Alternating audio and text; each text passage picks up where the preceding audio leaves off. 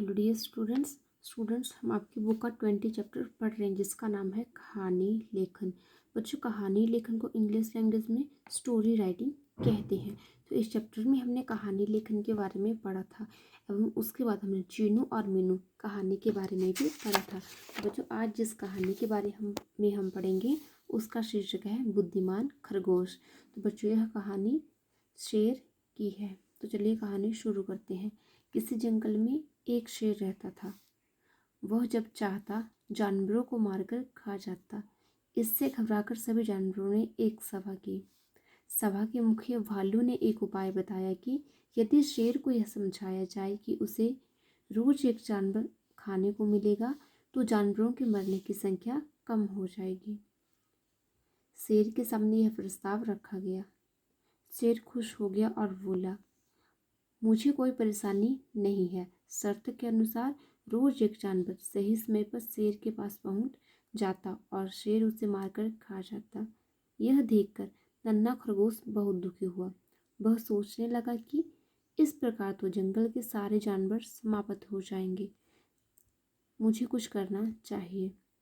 वह दूसरे जानवरों के पास गया और बोला, आज शेर के पास कोई नहीं जाएगा बल्कि मैं जाऊंगा।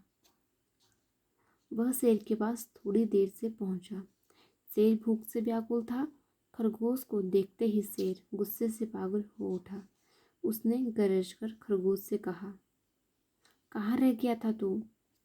खरगोश बोला, क्या करूं महाराज, जब मैं यहाँ खुशी खुशी आ रहा था तभी रास्ते में एक दूसरा शेर मिल गया। उसने मुझे खाना चाहा। मैं किसी तरह उससे कहकर आया हूँ कि आपसे पूछकर बताऊंगा। तब जाकर जान बची और मैं किसी तरह यहाँ आया हूँ। दूसरे शेर की बात सुनकर शेर गुस्से से पागल हो उठा और खरगोश से बोला, मुझे तुम वहीं ले चलो जहाँ वह दूसरा शेर है। खरगोश शेर को लेकर एक कुएं के पास पहुंचा और कुएं के अंदर इशारा करते हुए बोला, वह शेर इसी कुएं के अंदर रहता है। शेर ने कुएं में झांका तो उसे पानी में अपनी ही परछाई दिखाई पड़ी। उसने गुस्से से दहाड़ा तो कुएं से उसके दहाड़ने की ध्वनि दोबारा गूंजी। शेर को लगा कि यह दहाड़ अंदर बैठे दूसरे शेर की है। वह हमला करने के लिए कुएं में कूद पड़ा और थोड़ी देर बाद मर गया।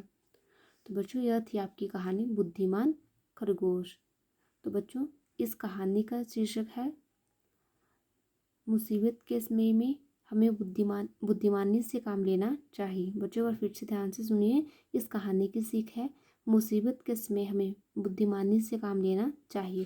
तो बच्चों, अब ये कहानी आपने ध्यान से पढ़नी है और साथ में याद भी करनी है। तो आज के लिए इतना ही। Thank you.